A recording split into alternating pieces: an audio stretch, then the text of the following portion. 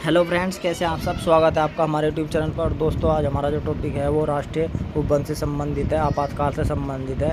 ठीक है दोस्तों, तो ये जो हमारी पॉलिटिक्स सीरीज़ चल रही है, इसमें हमारा जो आज का टॉपिक है वह है दोस्तों आपातकाल। ठीक है, राष्ट्रीय आपातकाल।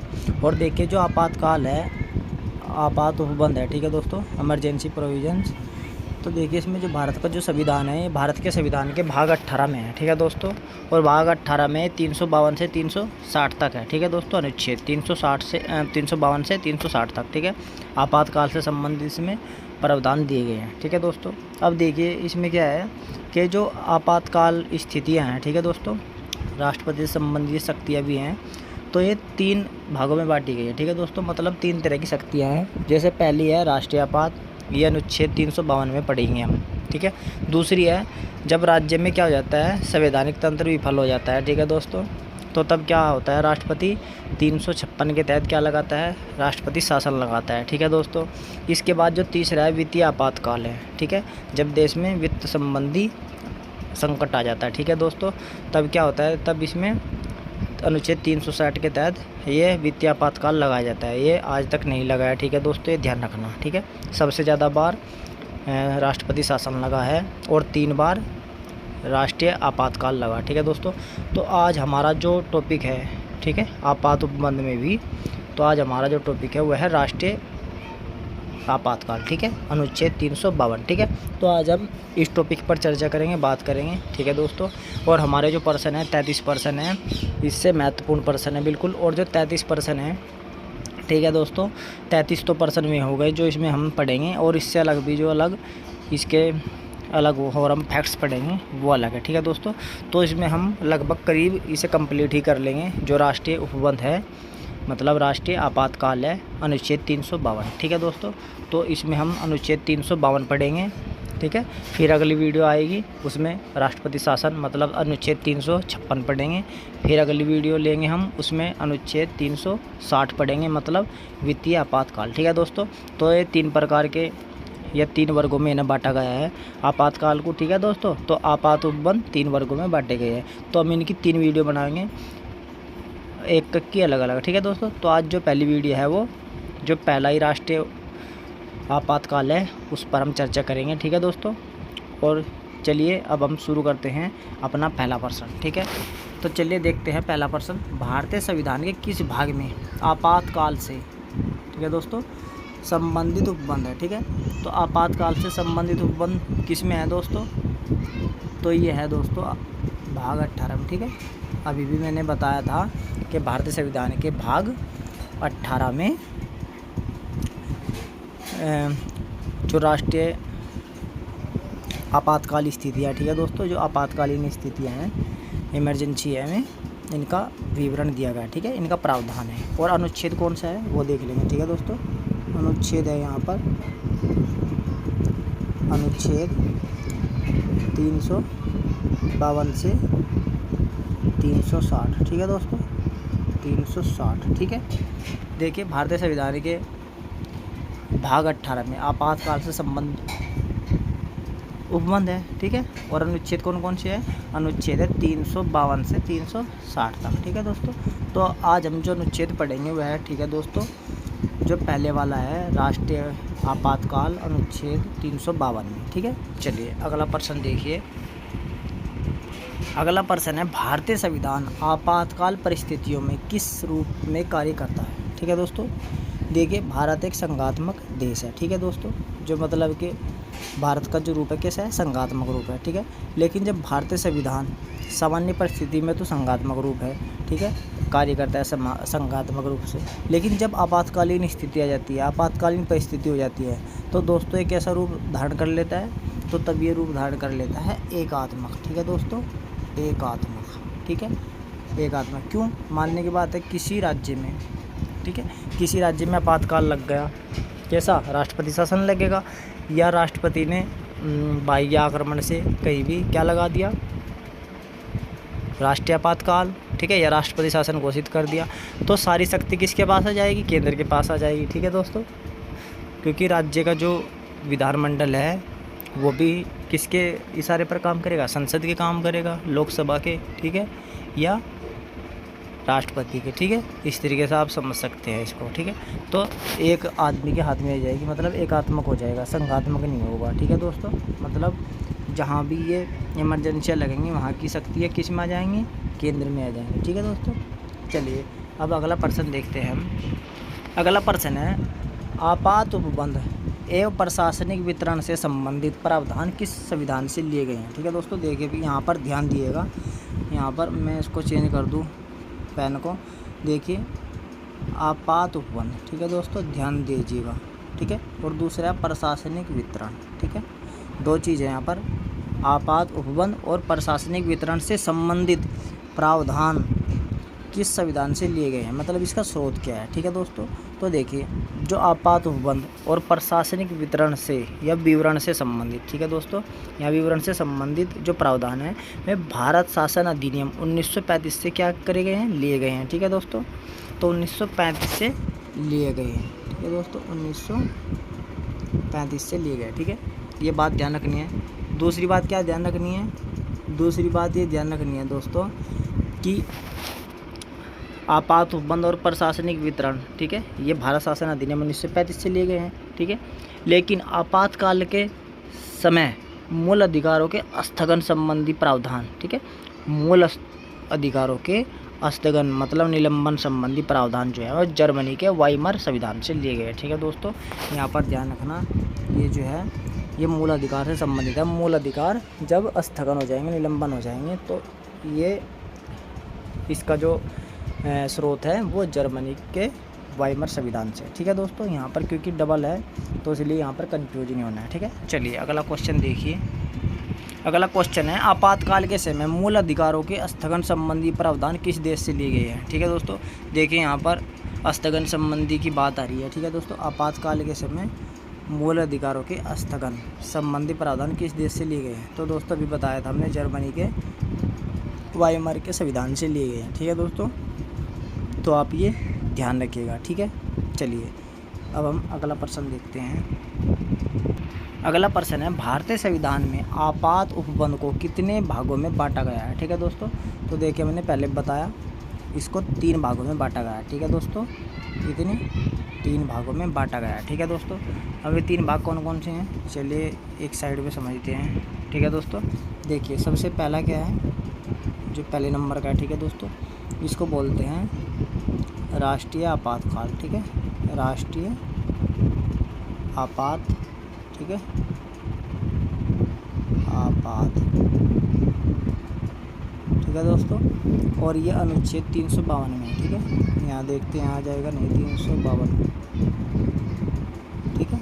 इसके बाद दूसरे नंबर का क्या है, ये दूसरे नंबर का यह है राज्यों में जब संवैधानिक तंत्र की क्या हो जाती है, विफलता हो जाती है, मतलब नाकामयाब हो जाता है, ठीक है। मतलब राज्यों में संवैधानिक तंत्र फैल हो जाता है, ठीक है। तो इसे हम राष्ट्रपति शासन भी बोलते हैं, ठीक है दोस्तों। क्या बोलते हैं इसे, राष्ट्रपति शासन, ठीक है, राष्ट्रपति शासन। और ये कब लगता है, अनुच्छेद 356, ठीक है, यहाँ पर लिख रहा हूँ मैं 356, ठीक है दोस्तों। और तीसरा है वित्तीय, ठीक है, वित्तीय आपातकाल, ठीक है दोस्तों, वित्तीय आपात, ठीक है। और ये किस में है, 360 अनुच्छेद, ठीक है दोस्तों। तो 360 में है, ठीक है। इन तीनों में 4-4 का अंतर है, ठीक है दोस्तों। और जो पूरा प्रावधान है इनका सारा वो 52 से 60 तक है, ठीक है। तो चलिए मतलब कि जो भारतीय संविधान में उपबंध संबंध या उपबंध से संबंधित इतने प्रावधान है, मतलब ये पूछा है कि कितने वर्गों में बांटा गया है, ठीक है दोस्तों, आपात उपबंध को, ठीक है। तो 3 वर्गों में बांटा गया है, ये हमने लिख भी दिया, ठीक है दोस्तों।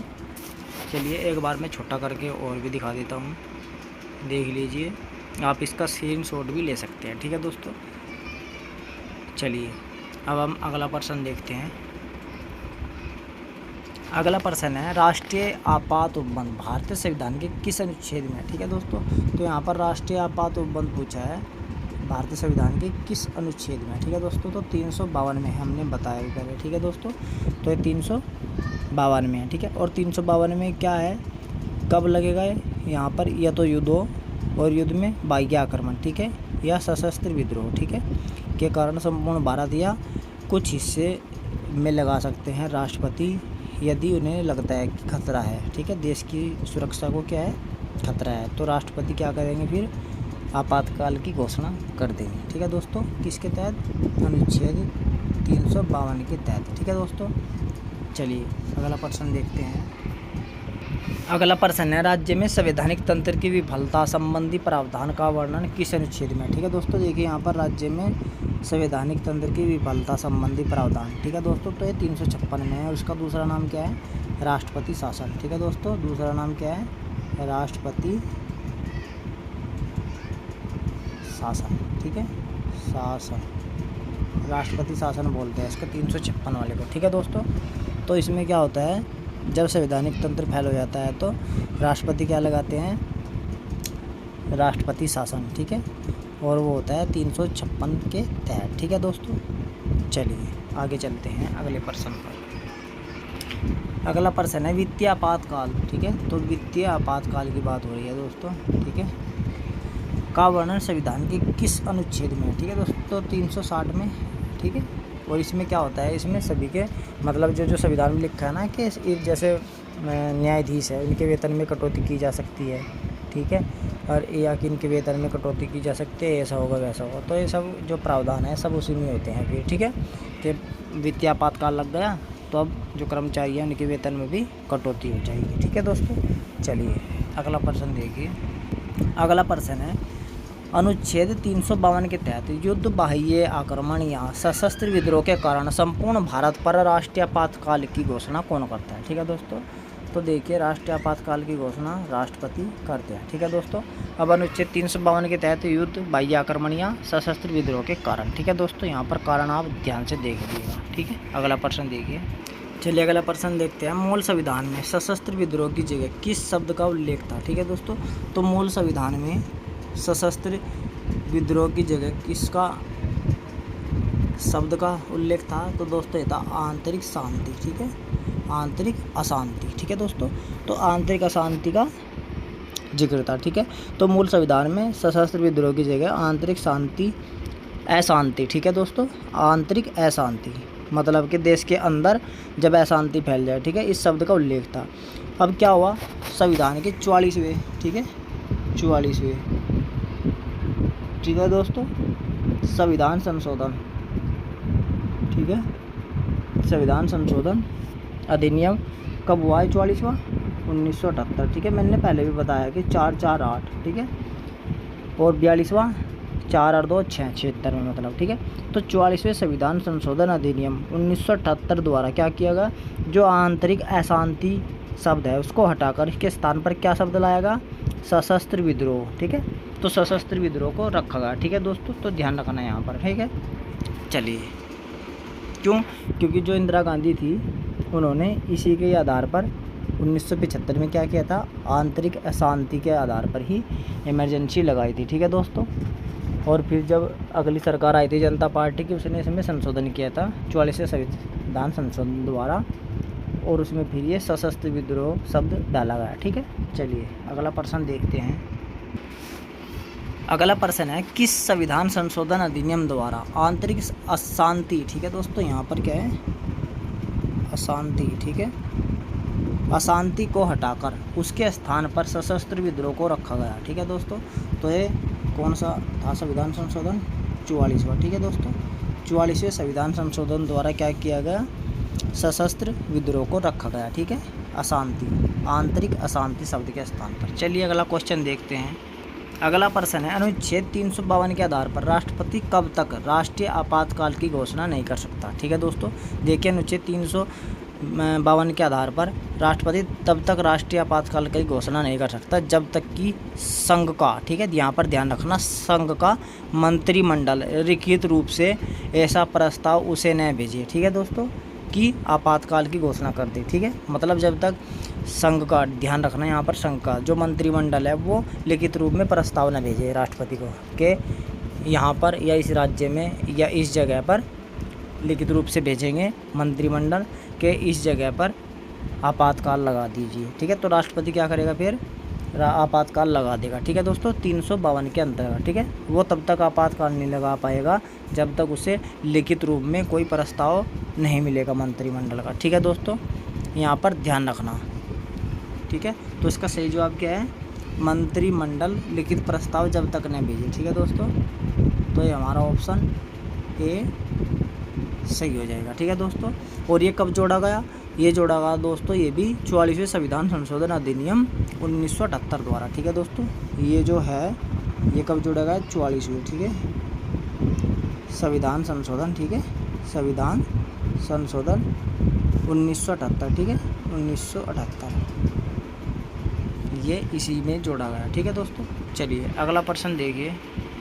अगला प्रश्न है 44वें संविधान संशोधन अधिनियम। ठीक है, हम इसको चेंज कर देंगे पेन को।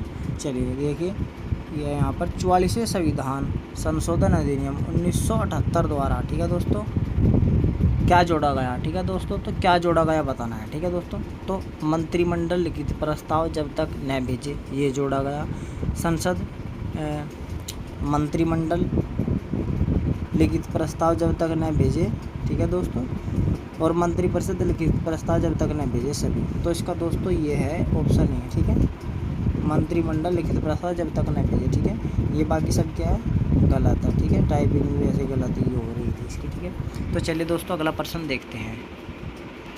अगला प्रश्न है राष्ट्रीय आपातकाल की घोषणा करने के लिए संसद के प्रत्येक सदन से कितने बहुमत से संकल्प पत्र पारित होना चाहिए। ठीक है दोस्तों, देखिए यहाँ पर अब जब ऐसी घोषणा करेगा, ठीक है दोस्तों, कौन? राष्ट्रपति।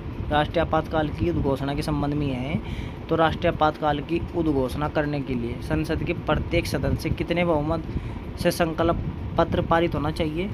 बहुमत पूछा है, कितना होना चाहिए। ठीक है दोस्तों, किसका? संकल्प पत्र का। ठीक है, किसके लिए?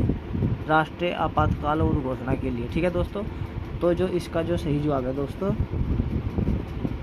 2/3 बहुमत। ठीक है, मतलब 2/3 बहुमत होना चाहिए। ठीक है, मतलब उद्घोषणा का संकल्प संसद के प्रत्येक सदन द्वारा उस सदन की कुल सदस्य संख्या की। ठीक है दोस्तों, यहाँ पर ध्यान रखना, जितनी भी उसमें कुल सदस्य संख्या है उसके बहुमत का, तथा जितनों उपस्थित है और मतदान करा। ठीक है दोस्तों, उन सदस्यों का 2/3। ठीक है, यहाँ पर ध्यान रखना। ठीक है, देखिए जितने सदस्य उपस्थित हैं सदन में, ठीक है, उनकी संख्या का बहुमत। ठीक है, ध्यान देना यहाँ पर। एक बार और बोल रहा हूँ मैं कि संसद के प्रत्येक सदन द्वारा उस सदन की कुल सदस्य संख्या के बहुमत। ठीक है, मानने की बात है जैसे 543 है, ठीक है, लोकसभा में। ठीक है दोस्तों, तो इसका बहुमत कितना हो जाएगा? अब इसका हो गया 1 मान लो, इसका 2 मान लो, और इसका 2.5 था। ठीक है, तो यहाँ पर कितना मान लो? 5 का आधा कितना हो गया? 2.5। तो हम यहाँ 2 मान लें। ठीक है दोस्तों, तो 250 और इसमें 21 और जोड़ देंगे। ठीक है, तो 71। ठीक है, और चुनाव कितने पर होता है? 72। ठीक है, मतलब जो चुनाव बनती है जो बहुमत कितने पे पार्टी का?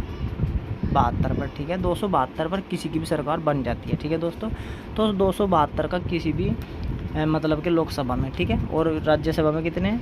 राज्यसभा में 245 हैं। ठीक है दोस्तों, तो 200 का आधा हो गया 100, और 45 का आधा हो गया 22, 23 दूनी 40। ठीक है, तो 223 उसमें होने चाहिए। ठीक है, तो इस तरीके से उनका बहुमत होना चाहिए। उसके बाद फिर जितने उपस्थित हैं और जिन्होंने मतदान किया उन सदस्यों का कितना? 2/3 बहुमत से संकल्प पत्र पारित होना चाहिए। ठीक है दोस्तों, चलिए आगे देखिए। अगला प्रश्न है राष्ट्रीय आपात की घोषणा को संसद के किस सदन में या सदन के समक्ष रखा जाता है? ठीक है दोस्तों, तो दोनों, ठीक है, किसी के भी समक्ष रख सकते हैं। ठीक है, चलिए अगला प्रश्न देखिए। अगला प्रश्न है जब अनुच्छेद 352 प्रभावित होता है तो किस अनुच्छेद के उपबंध स्वतः ही प्रभावित हो जाते हैं? ठीक है दोस्तों, तो किस अनुच्छेद के स्वतः ही प्रभावित हो जाते हैं, मतलब लागू हो जाते हैं जब 352 प्रभावित होता है? तो दोस्तों अनुच्छेद 58। ठीक है, अनुच्छेद 58 क्या हो जाता है?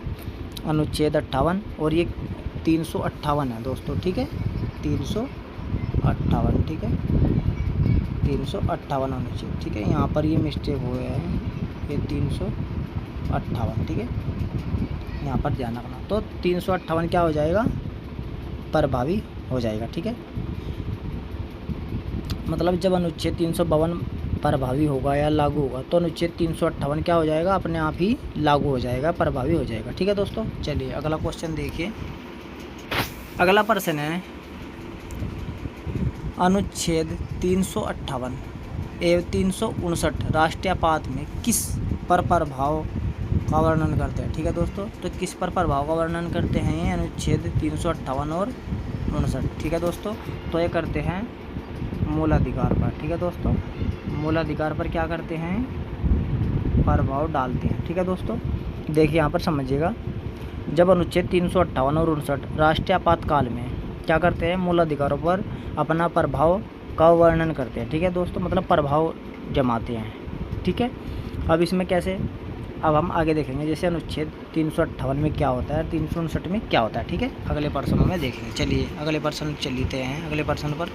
देखिए अगला प्रश्न है अनुच्छेद 358 किस अनुच्छेद के मूल अधिकारों के निलंबन से संबंधित है। ठीक है दोस्तों, 358 किससे संबंधित है, तो यह है अनुच्छेद 19 के मूल अधिकारों से संबंधित। ठीक है, इसमें जैसे अभिव्यक्ति की स्वतंत्रता है। ठीक है दोस्तों, तो में क्या हो जाती है, 358 के द्वारा निलंबित हो जाती है जब 352 के द्वारा आपातकाल की घोषणा होती है। ठीक है दोस्तों, यहाँ पर ये समझना है। चलिए अगला प्रश्न देखते हैं।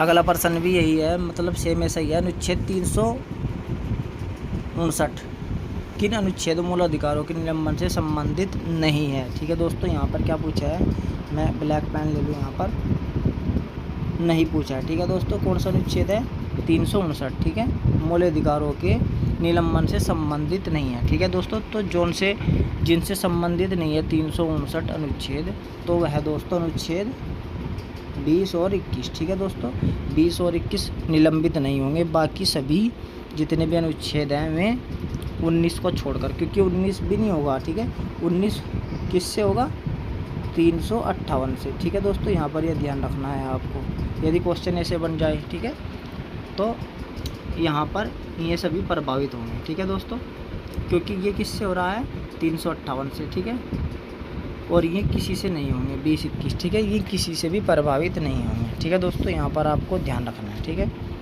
और 19 किससे होगा, 358 से। ठीक है, और 359 से अन्य जितने मूल अधिकार हैं वे सब निलंबन हो जाएंगे, 20 और 21 को छोड़कर। ठीक है दोस्तों, चलिए यहाँ पर ध्यान दीजिएगा इस बात पर। चलिए अगला प्रश्न देखिए। अगला प्रश्न है राष्ट्रपति कब आपातकाल की घोषणा को वापस ले सकता है। ठीक है दोस्तों, तो देखिए राष्ट्रपति कभी भी ऐसी घोषणा को अपनी वापस ले सकता है। ठीक है दोस्तों, कभी भी, तो यहाँ पर ये है। ठीक है, तो कभी भी वापस ले सकता है। ठीक है दोस्तों, इसमें संसद के द्वारा कोई भी अनुमोदन किए जाने पर कुछ भी नहीं होगा। ठीक है, मतलब कि संसद द्वारा अनुमोदन न किए जाने पर भी नहीं। ठीक है दोस्तों, तो इसमें संसद के अनुमोदन की कोई ज़रूरत नहीं है, राष्ट्रपति अपनी मर्जी से कभी भी इसको क्या ले सकता है, वापस ले सकता है। ठीक है दोस्तों, और ये मंत्रिपरिषद तो बिल्कुल भी नहीं होगा। ठीक है दोस्तों, अब लोकसभा क्या करेगी, लोकसभा साधारण बहुमत से प्रस्ताव पारित कर घोषणा को वापस ले सकती है। ठीक है दोस्तों, यहाँ पर ध्यान रखना है, लोकसभा साधारण बहुमत से प्रस्ताव पारित करेगी और इस घोषणा को वापस ले लेगी। ठीक है, और राष्ट्रपति क्या करेंगे, कभी भी इसे वापस ले सकती है। ठीक है, चलिए अगला क्वेश्चन देखिए। अगला प्रश्न है लोकसभा किस बहुमत से प्रस्ताव पारित करके घोषणा को वापस ले सकती है।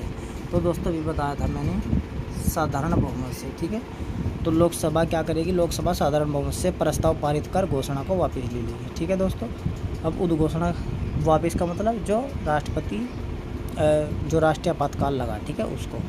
चलिए अगला प्रश्न देखते हैं। अगला प्रश्न है आपातकाल की तो उद्घोषणा पर कार्यपालिका पर क्या प्रभाव पड़ेगा। ठीक है दोस्तों, तो कार्यपालिका पर क्या प्रभाव पड़ेगा, और ये कार्यपालिका किसकी है। ठीक है दोस्तों, तो ये भी पता होना चाहिए कि केंद्र सरकार की कार्यपालिका की बात चल रही है, और यहाँ पर कार्यपालिका राज्य की भी कार्यपालिका की बात होगी। ठीक है दोस्तों, तो देखिए यहाँ पर इसमें पढ़ेंगे हम आपातकाल की घोषणा पर कार्यपालिका पर क्या प्रभाव पड़ेगा। देखिए कार्यपालिका शक्ति का विस्तार होगा, बिल्कुल। अब ये किसकी कार्यपालिका शक्ति का विस्तार होगा, केंद्र की कार्यपालिका शक्ति का विस्तार होगा। ठीक है, ध्यान से सुनना। दूसरा है राज्य सरकार को निर्देश देगी। ठीक है, मतलब राज्य सरकार को क्या करेगी, अब देखिए, राज्य सरकार को यह निर्देश दिया जाएगा कि वे अपनी कार्यपालिका शक्ति का प्रयोग किस प्रकार करें, ठीक है, किस प्रकार उसे प्रयोग करना है, ठीक है दोस्तों। अब राज्य कार्यपालिका शक्ति का प्रयोग कैसे करें, ठीक है दोस्तों। तो यहाँ पर तीनों ये सही है, ठीक है। तो हमारा उत्तर क्या हो जाएगा, डी ऑप्शन सही है, ठीक है दोस्तों। देखिए इसमें क्या होता है, समझिएगा आप, ठीक है। ये जो कार्यपालिका संबंधी जो प्रभाव पड़ेगा यह अनुच्छेद 353 में है, ठीक है दोस्तों, 353, ठीक है। 352 आपने पढ़ लिया। 352 में क्या है, 352 में राष्ट्रीय आपातकाल की घोषणा लगेगी, ठीक है। अब 353 में है, अनुच्छेद 353 में बताया गया है कि आपातकाल की घोषणा पर केंद्र सरकार की जो कार्यपालिका है उसकी शक्ति का क्या हो जाएगा, विस्तार हो जाएगा, मतलब उसकी शक्ति बढ़ जाएगी। अब क्या बढ़ जाएगी कि राज्य सरकार को क्या करेगी, वो निर्देश देगी कि आपको जो आपकी शक्ति क्या है, ठीक है, और आपको किस तरह प्रयोग करना है कार्यपालिका का, ठीक है दोस्तों। अब सीधी भाषा में कहे तो ये कहेंगे कि आपातकाल की जो घोषणा लागू होने के दौरान, ठीक है, राज्य सरकार को केंद्र सरकार के निर्देशों के तहत काम करना है, शासन चलाना है, जैसा केंद्र सरकार कहेगी वैसा राज्य सरकार को करना है। ये सीधी भाषा में है, ठीक है दोस्तों। और ये जो घोषणा है ये ऐसा भी नहीं है कि पूरे देश में ही, ठीक है, ये कहीं भी लगा सकती है, ठीक है। ये आपातकाल की घोषणा पूरे भारत के लिए नहीं होकर के किसी विशेष क्षेत्र, किसी राज्य सीमित हो सकती है, ठीक है। केंद्र सरकार उन राज्यों के अलावा अन्य सरकारों को भी क्या करेगा, शासन संबंधी निर्देश दे सकता है, ठीक है दोस्तों। तो ये इसका प्रभाव पड़ेगा। चलिए अगला प्रश्न देखते हैं। अगला प्रश्न है, राष्ट्रीय आपात की घोषणा का विधानमंडल पर क्या प्रभाव पड़ेगा, ठीक है दोस्तों। तो यहाँ पर विधानमंडल की बात है कि विधानमंडल पर क्या प्रभाव पड़ेगा, ठीक है दोस्तों। देखिए अनुच्छेद इसमें 353 की बात कर रहे थे, 353 क्या है, ठीक है दोस्तों, 353 ये भी ध्यान रखिएगा क्या है, ठीक है दोस्तों, 353 क्या है, ठीक है। अभी इनके अनुच्छेद में क्या है कि आपातकाल की घोषणा के साथ ही संसद है जो वो राज्य सूची के विषयों पर क्या करेगी, कानून बनाने की शक्ति उसे प्राप्त हो जाएगी, ठीक है दोस्तों। तो यहाँ पर ऑप्शन में क्या है, राज्य सूची विषयों पर संसद कानून बना सकेगी, बिल्कुल सही है। जो राज्य विधानमंडल है, ठीक है दोस्तों, उनको निलंबित नहीं किया जा सकता, ठीक है दोस्तों। अब इसमें देखिए निलंबित किसको नहीं किया जा सकता, आपातकाल के दौरान राज्य के विधानमंडलों को निलंबित नहीं किया जा सकता, ठीक है दोस्तों, ध्यान देना। यहाँ पर विधानमंडल को निलंबित नहीं किया जा सकता, लेकिन केंद्र और राज्य के बीच विधायी शक्तियों के सामान्य विभाजन का क्या हो जाएगा, निलंबन हो जाएगा, ठीक है दोस्तों। क्यों, क्योंकि सारी शक्ति किसके पास हो जाएगी, संसद के पास चली जाएगी, मतलब केंद्र सरकार के पास चली जाएगी, ठीक है, राज्य के पास नहीं रहेगी। विधायी कार्य क्या करेंगे, सब जो भी उन्हें कानून बनाना है कौन बनाएगा, विधि कौन बनाएगा, संसद बनाएगी या केंद्र सरकार बनाएगी, ठीक है। तो यहाँ पर जो राज्य सरकार है, मतलब या केंद्र या राज्य सरकार के बीच जो विधायी शक्तियाँ थी उनका क्या हो जाएगा, निलंबन हो जाएगा, ठीक है दोस्तों। और ये परिवर्तन क्या होगा, अध्यादेश जारी करने की शक्ति को लेकर भी होता है, ठीक है दोस्तों, जब अध्यादेश जारी होगा, ठीक है। और राष्ट्रपति राज्य सूची के विषयों पर अध्यादेश जारी करने की शक्ति प्राप्त कर लेता है, ठीक है दोस्तों, ये भी आपको ध्यान रखना है, राष्ट्रपति राज्य सूची के विषयों पर, ठीक है। चलिए अब देखिए इसमें अगला है, राज्य विधानमंडलों की निलंबित नहीं किया जा सकता। अगला है, केंद्र राज्य के बीच विधायी शक्ति का सामान्य विभाजन का निलंबन हो जाता है। तो इसके सभी सही है, ठीक है दोस्तों, मतलब इसके तीनों ऑप्शन सही है, ठीक है।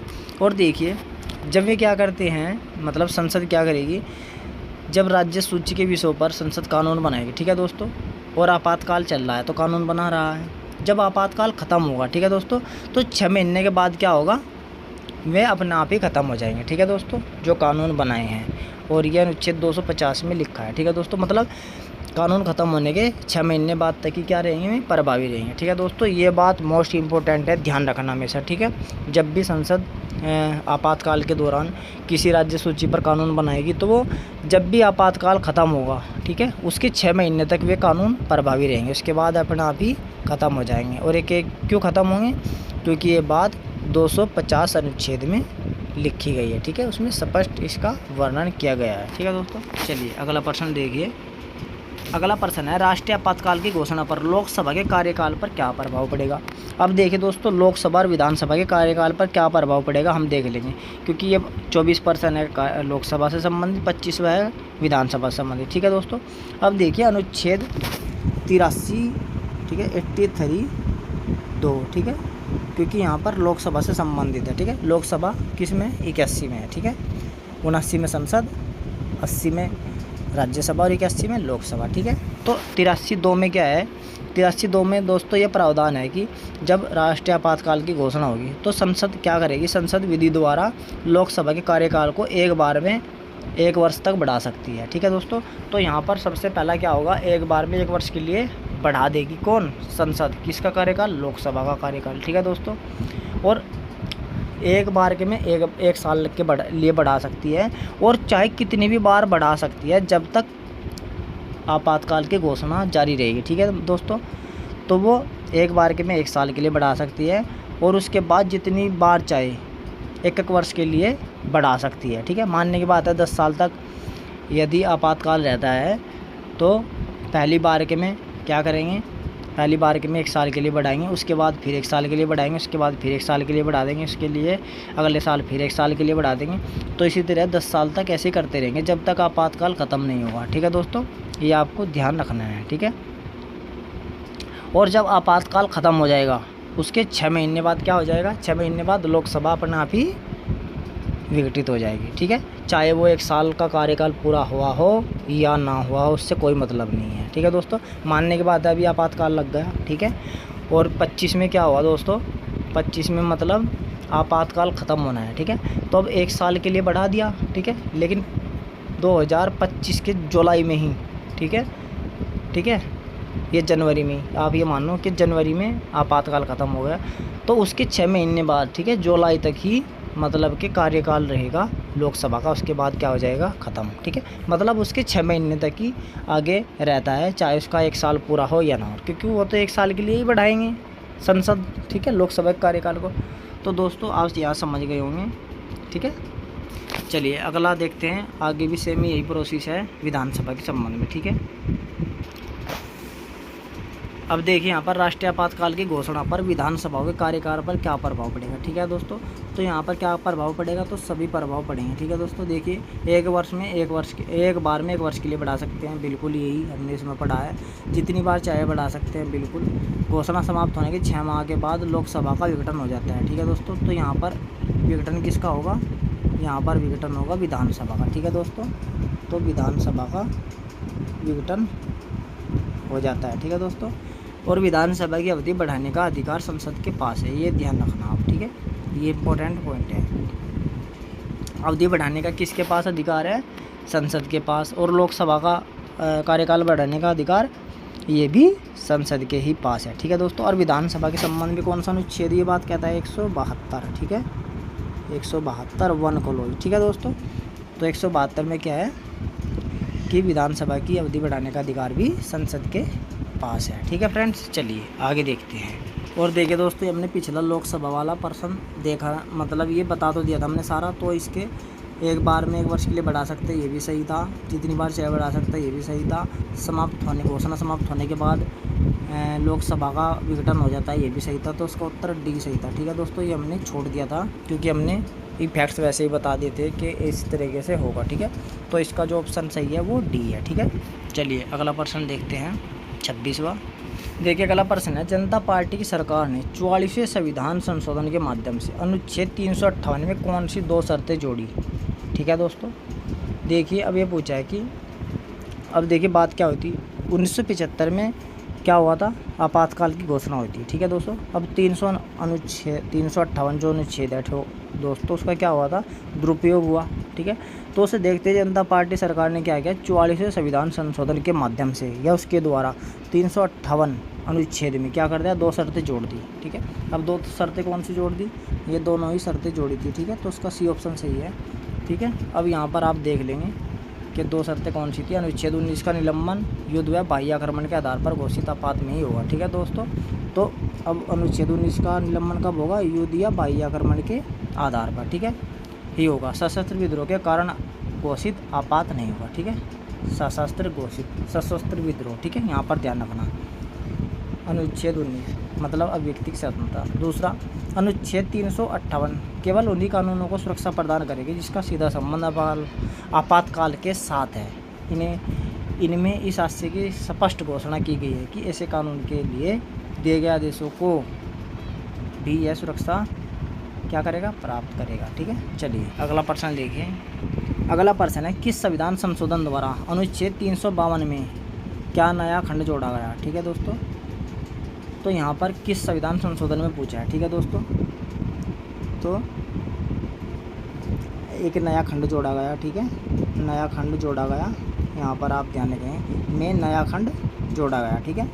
तो कौन सा संविधान संशोधन था वो, ठीक है दोस्तों। यहाँ पर ध्यान देना है कि किस संविधान संशोधन द्वारा अनुच्छेद 352 में नया खंड जोड़ा गया, ठीक है दोस्तों।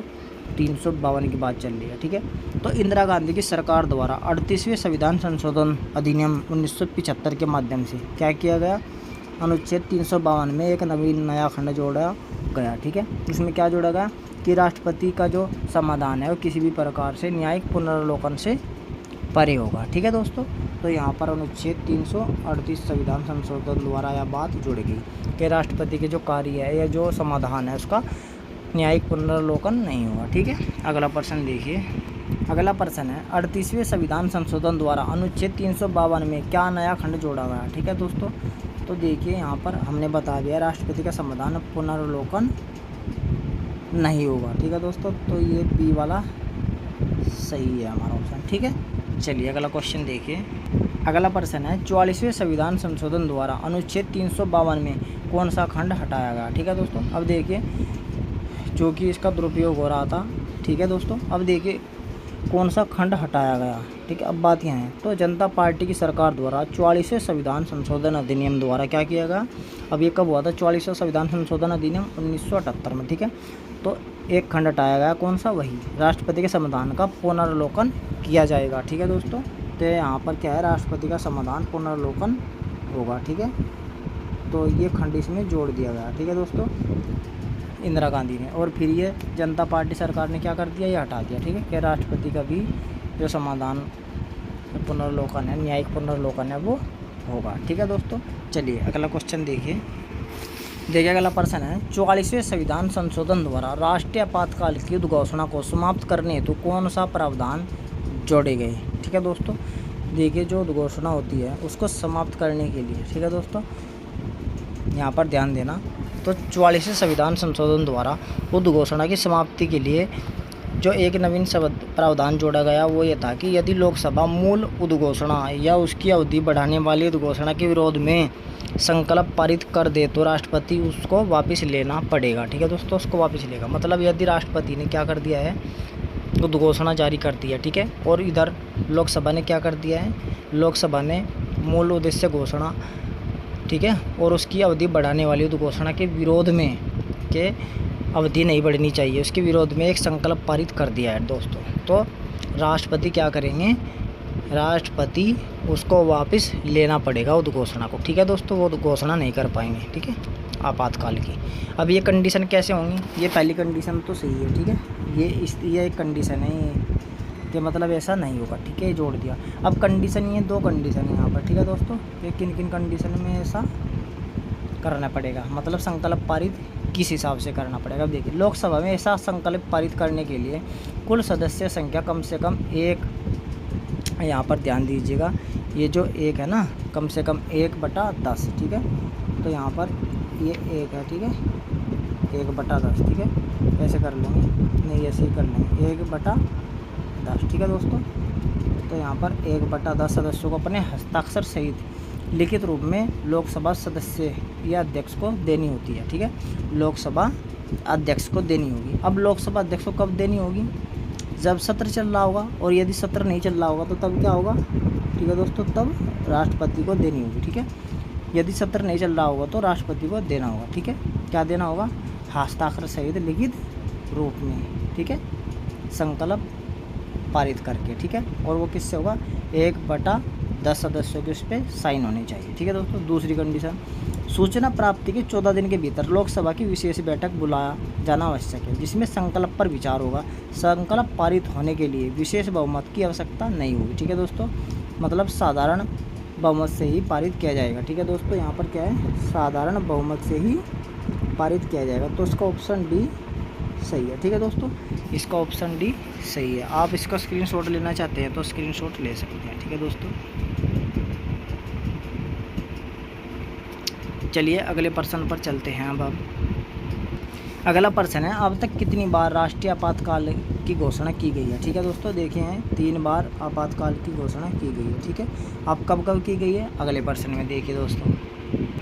देखिए, निम्नलिखित में से कब राष्ट्रीय आपातकाल की घोषणा नहीं की गई है। ठीक है दोस्तों, तो देखिए डी ऑप्शन हमारा सही है, इसमें आपातकाल की घोषणा नहीं की गई है। ठीक है दोस्तों, तो देखिए सबसे पहली बार कब की गई थी, अक्टूबर 1962 को। ठीक है दोस्तों, अक्टूबर 1962 से जनवरी 1968 तक रही है। ठीक है, और ये कब की गई थी, जब चीन द्वारा 1962 में अरुणाचल प्रदेश के क्षेत्र पर हमला कर दिया गया था। ठीक है दोस्तों, अरुणाचल प्रदेश के नेफा बोलते थे इसे, नेफा। ठीक है दोस्तों, उस टाइम क्या बोलते थे, नेफा, अरुणाचल प्रदेश को, मतलब कि नॉर्थ ईस्ट फ्रंटियर एजेंसी। ठीक है, तो पहली बार ये हुआ अक्टूबर 1962 से जनवरी 1968 तक, जब चीन ने भारत पर 1962 में क्या कर दिया था, हमला कर दिया था, मतलब अरुणाचल प्रदेश के नेफा पर। ठीक है, दूसरी बार कब हुआ, ये हुआ दिसंबर 1971 से मार्च 1977 तक।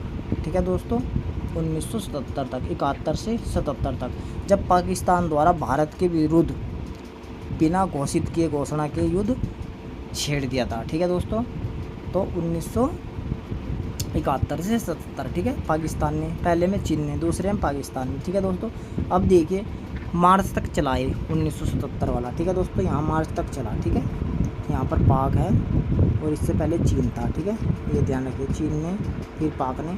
अब देखिए यहाँ पर मार्च 1977 तक चला। ठीक है, अब मार्च के बाद अप्रैल और मई। ठीक है, 2 महीने बाद फिर जून 1975 से मार्च 1977 तक। ठीक है दोस्तों, यहाँ पर ध्यान देना आप, आंतरिक अशांति के आधार पर। ठीक है, तो यहाँ पर ये ध्यान दीजिएगा, इसमें 1975 से मार्च 1977 तक। ठीक है, ये कब, जब आंतरिक अशांति के आधार पर इंदिरा गांधी जी ने लगाया था। ठीक है दोस्तों, और ये पहली बार लगाया था आंतरिक अशांति के आधार पर। तो 3 बार आपातकाल लगा है, राष्ट्रीय आपातकाल हमने देख लिया कब कब लगा है। ठीक है दोस्तों, चीन के साथ पहले, फिर पाकिस्तान के साथ, और फिर आंतरिक अशांति के आधार पर। ठीक है, चलिए अगला क्वेश्चन देखिए दोस्तों, ये हमारा अंतिम प्रश्न है। ठीक है, इसके बाद फिर हम अपनी अलग वीडियो लेकर आएंगे राष्ट्रपति शासन से। तो देखते हैं इस भी प्रश्न को, आंतरिक शांति के आधार पर राष्ट्रीय आपातकाल की घोषणा कब की गई। ठीक है दोस्तों, तो आंतरिक शांति के आधार पर राष्ट्रीय आपातकाल की घोषणा कब की गई, तो दोस्तों जून 1975 से मार्च 1977 तक की गई। ठीक है दोस्तों, ये ध्यान रखिएगा आप, अशांति,